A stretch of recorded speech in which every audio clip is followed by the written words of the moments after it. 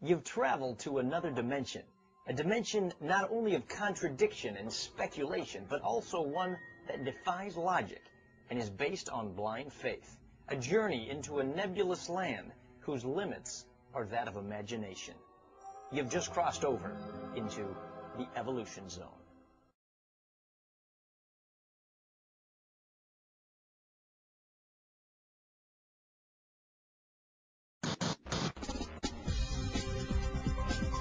So you can see it the lost the way Jesus did. There's only a certain amount of time left, time left.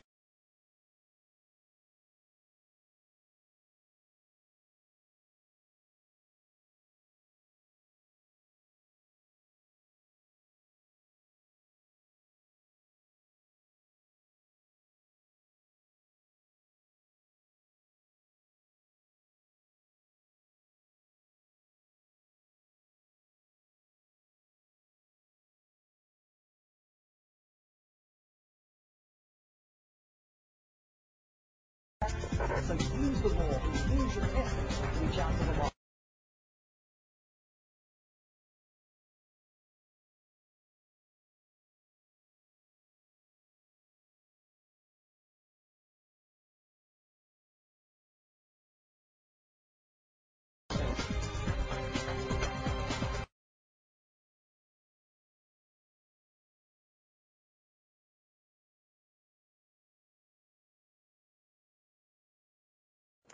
What you're about to see was not planned. There was no script, there were no writers, there were no cameras, no production crew, no lighting, no graphic artists, and no editors.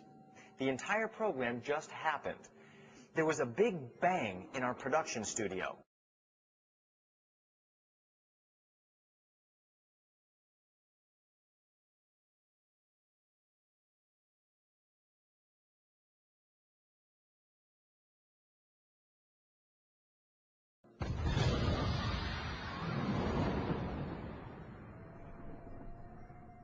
And here we are.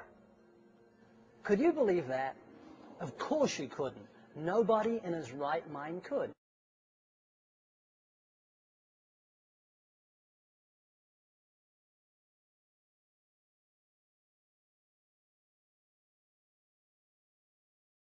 And yet many evolutionists would have us believe that in the name of science.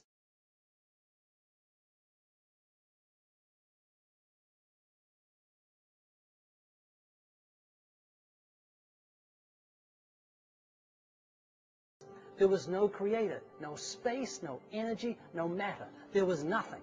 And then there was this big bang, and out came the sea and the land. And birds and flowers and trees and elephants and giraffes and horses and cats and dogs. And of course, man and women. And this took countless millions of years.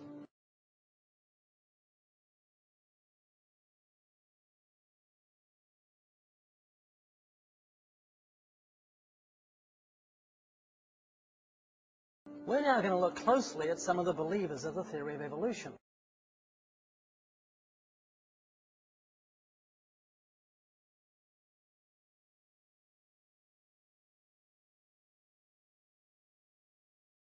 And we want you to listen very closely to the type of language they use.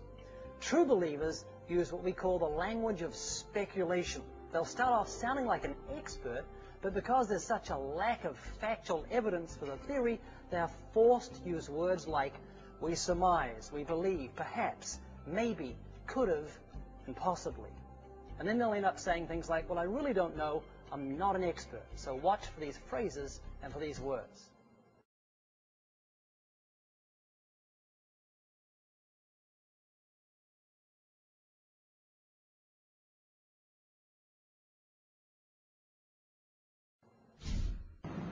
So do you believe in the theory of evolution?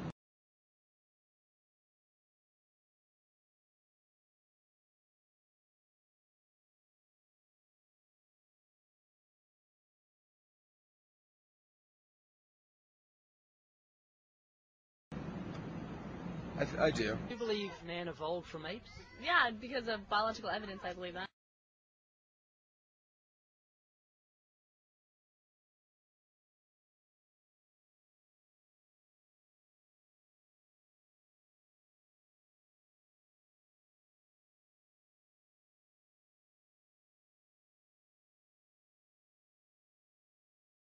So do you think man evolved from apes?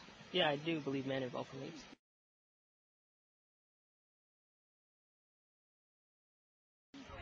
Do you believe in the theory of evolution? Yes, definitely. Could you be specific about the evidence? How the planet Earth evolved from heavy particles and matter coming together, and then slowly as it cooled off, single-cell life forms developed in the ocean, and then slowly they evolved into multi-celled organisms, and then eventually into humans.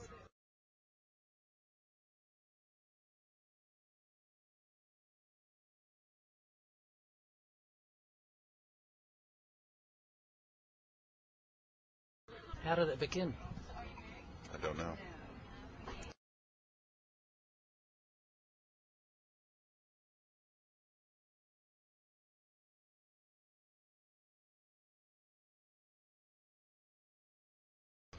Probably the Big Bang Theory.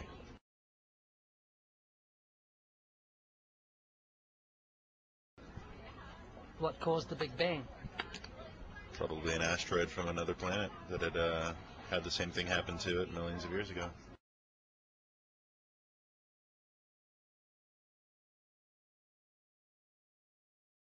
Where did the other planet come from? I don't know. I really don't know.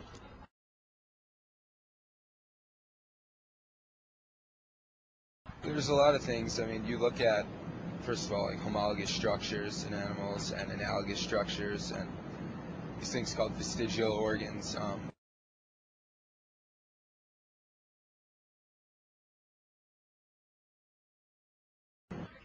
Did they come out of the sea? Yeah, that's where they evolved, because that's the only place that could support life. Okay, when they came out of the sea, was there air? Was there air?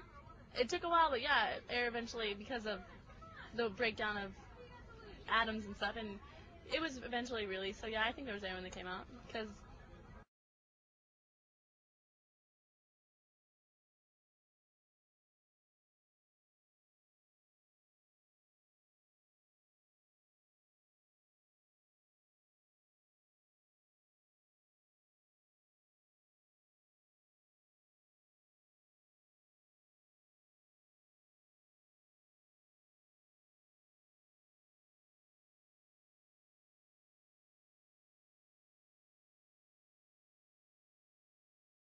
When they came out, what came out of the ocean? I don't know. You tell me.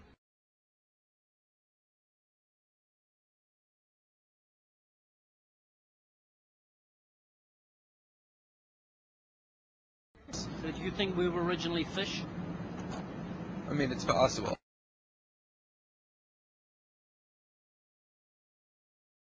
Did it come out as a dog? Probably not. What was Probably didn't come out as a mammal at all. It probably came out as a reptile and evolved that way.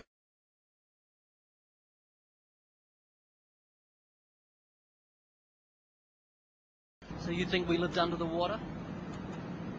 It's possible at some point. When we were under the water, do you think we had lungs or gills? Oof.